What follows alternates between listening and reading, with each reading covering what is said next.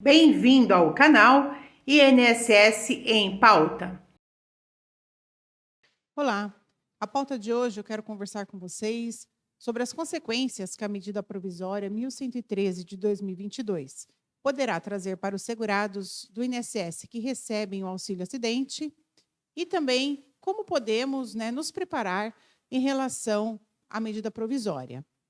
A primeira coisa que eu quero aqui ressaltar é que o governo federal, ele quer que nós acreditemos que a medida provisória ela é excelente, ela veio para resolver a questão da espera da avaliação em perícia médica. Então, aqui logo quando vemos o site do Senado Federal, nós vemos aqui no título que ele traz uma notícia muito boa em relação à MP, que ele fala assim, ó, MP que simplifica a concessão de benefícios do INSS.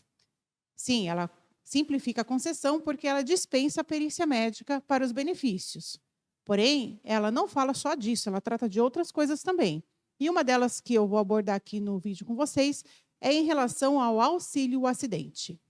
Pois bem, aqui no site do Senado Federal, ele traz a seguinte notícia em relação à medida provisória aprovada. Ele fala assim, ó, a medida provisória 1113 de 2022 aprovada na forma do projeto de lei de conversão PLV 20 de 2022, dispensa a passagem por exame da Perícia Médica Federal para requerimentos do auxílio por incapacidade temporária, antigo auxílio doença. Então, eles trazem aqui, logo assim de cara, a dispensa da perícia médica e a avaliação da perícia em relação aos segurados somente com documentos. Mas tem uma outra situação que eles falam aqui. Para que seja avaliada essa questão do benefício sem perícia médica, vai depender ainda de um ato do Ministério do Trabalho e Previdência que vai definir as condições para a dispensa do exame, quando a concessão ou não do auxílio por incapacidade temporária estará sujeita apenas à análise documental, incluídos atestados e laudos médicos. Nós sabemos que esse modelo também já foi usado no ano de 2020 e 2021 devido à pandemia. E eles querem continuar esse modelo de avaliação de benefício por incapacidade sem perícia médica, avaliando somente documentos, que são os laudos e relatórios médicos, receita médicas, entre outros. E o que eles ressaltam aqui em relação à medida provisória? Eles falam assim, que a medida provisória ela é louvável ao buscar alternativas para reduzir o tempo de espera dos segurados e otimizar fluxos de processos no seio da Previdência Social. Então, ele só ressalta unicamente a questão da dispensa da perícia médica. Mas o que o governo espera em relação à medida provisória? Então, eu quero mostrar aqui para vocês o que se espera em relação à aprovação da medida. Então, ela fala assim, ó, o objetivo da medida provisória é reduzir o prazo de espera do agendamento do serviço de perícia médica federal, que atualmente leva em média 60 dias e conta com 738 mil pedidos pendentes. Ok, está falando aqui da dispensa médica, de avaliar somente a questão de documentos para ver se concede ou não o benefício. Isso é o único ponto positivo dessa medida provisória.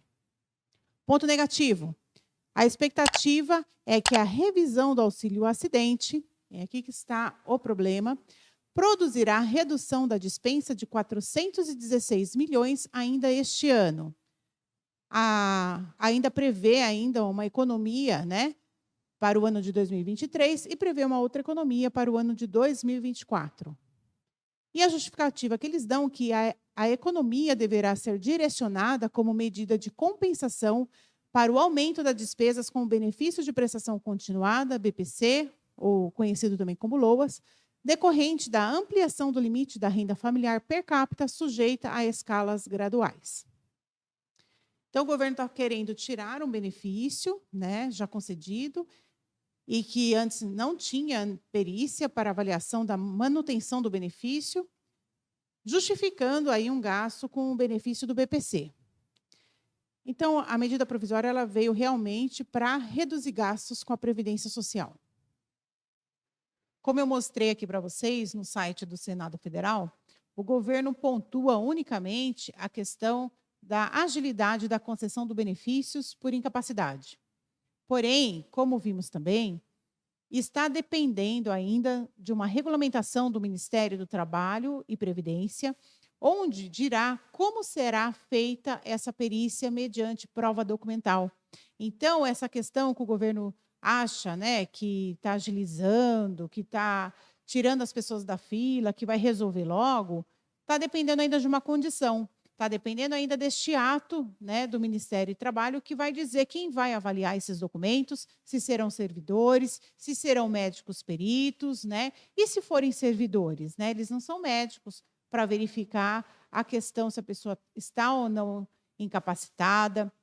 Ele pode ainda ficar com dúvida na questão da concessão, aí pode abrir uma diligência para a pessoa apresentar um outro documento, porque está inseguro em conceder ou negar o benefício. Então, não vejo aí que realmente vai ter uma celeridade.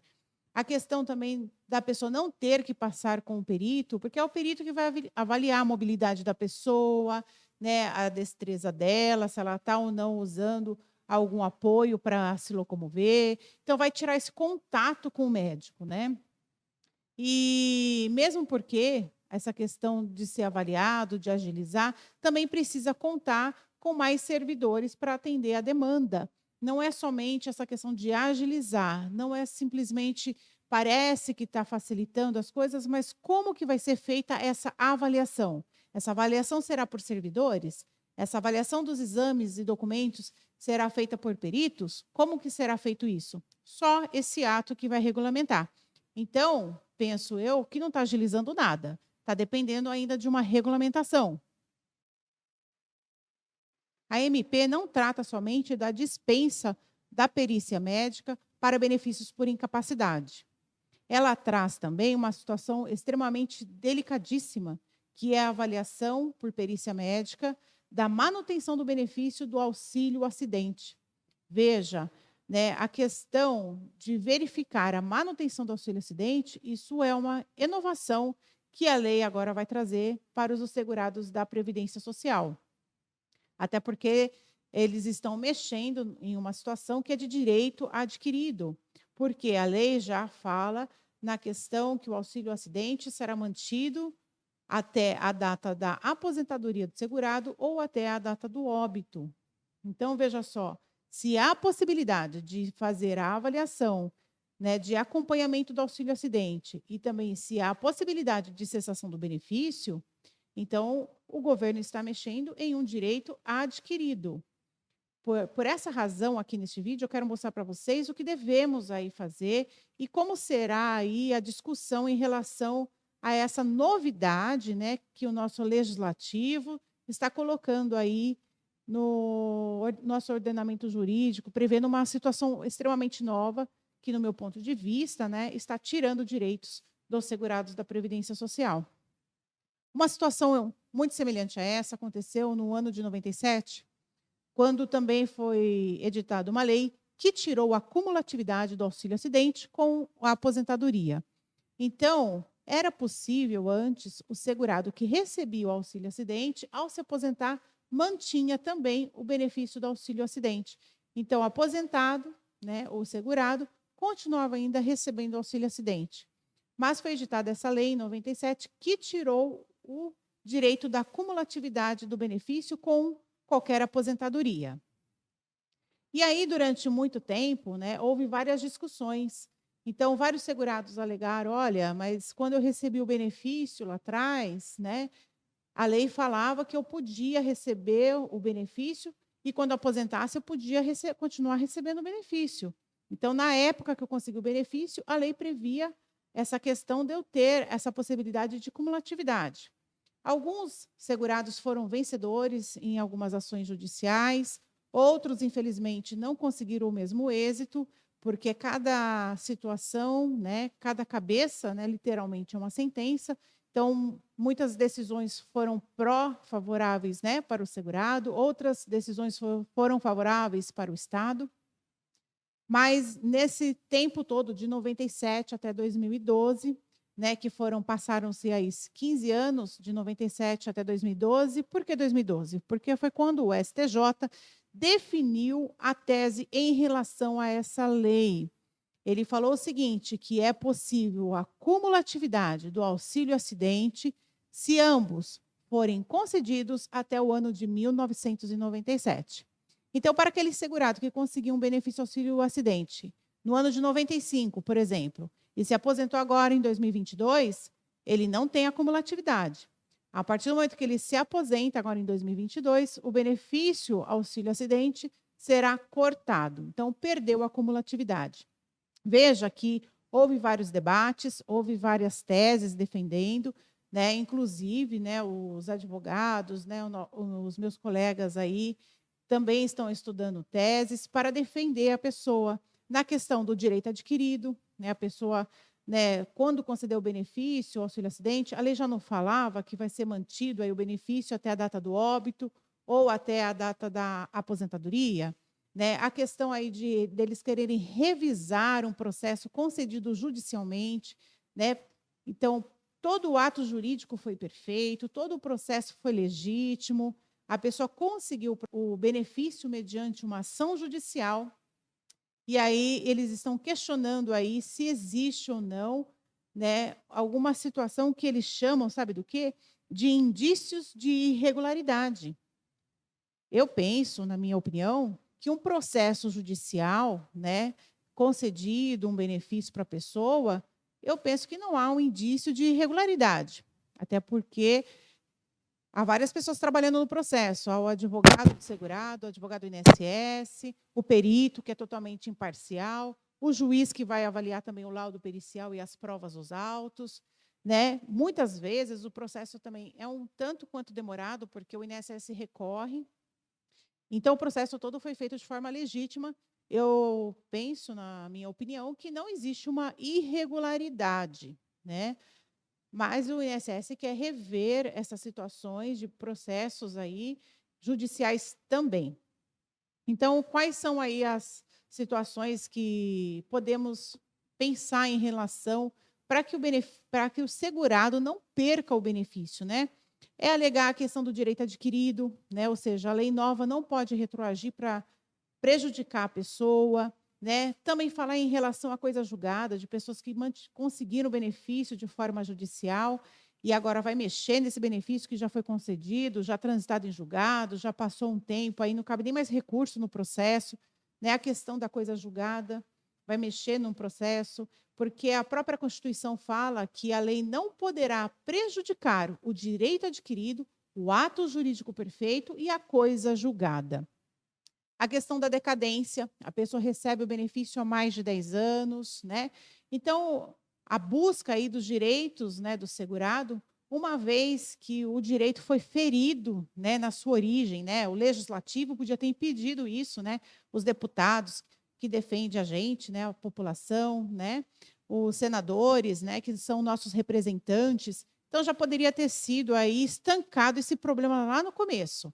Mas como ele não foi, agora vai começar uma jornada para manter um direito da pessoa que já conseguiu o benefício do auxílio acidente. Então, vai realmente haver várias teses, vai haver sim várias discussões, mas só com o tempo é quem dirá. Só mesmo o STJ, o STF, que vai consolidar um entendimento pacífico em relação a esse caso. Mas, se eventualmente, eu quero aqui trazer para vocês, se você for chamado para fazer uma avaliação, para você, né, ficar tranquilo, aconselho que vá na perícia, se você for convocado, mesmo achando que é um absurdo isso, mas infelizmente vai estar na lei agora, né? Vá na perícia, porque também a lei prevê que se a pessoa não comparecer na perícia, o benefício será suspenso. Então, compareça na perícia, leva um laudo médico. Aqui na descrição do vídeo eu vou deixar um endereço, né, onde eu explico como deve ser feito um laudo médico para você levar na perícia. Então, você vai precisar levar um laudo médico, vai precisar levar receituários, né, das medicações que você toma, vai precisar levar seus exames médicos, seus documentos pessoais, como RG, CPF, carteira de trabalho. Se o seu processo foi concedido judicialmente, se possível, leve o laudo pericial e leve também a sentença.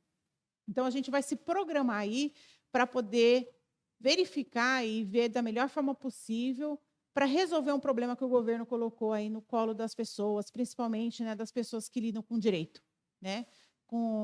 vamos verificar como vai ser, como o Poder Judiciário vai se comportar em relação a isso, mas aí a gente vai realmente buscar teses de defesa, né, no meu ponto de vista, né, como eu já citei, né, vamos alegar o direito adquirido, a coisa julgada, né, a decadência, vamos alegar essas situações e esperar aí que o STJ, o STF pacifique a matéria e dê uma decisão salutar, uma decisão favorável para os segurados que recebem o benefício auxílio acidente. Então, agradeço a todos vocês por me ouvir até aqui. Obrigado e até o próximo vídeo. Até mais!